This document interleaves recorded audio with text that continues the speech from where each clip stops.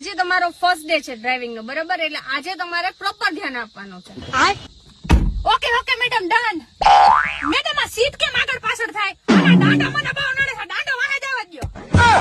ઈ થેલા ગેર નો દાંડો હે.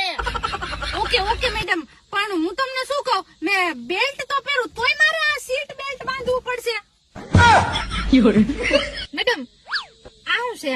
આ સમજાતું જ નથી. સોફા જેવી અને એસી કહેવાય, એસી. પણ મેડમ આ એસી ની શું જરૂર છે? જ્યાં સુધી હું આ ગાડીમાં રહીશ ત્યાં સુધી એસી તો ગરમ જ રહેશે, કારણ કે હું ખુદ જ એટલી hot છું. Sorry. ખુદ જ હું એટલી hot છું. એ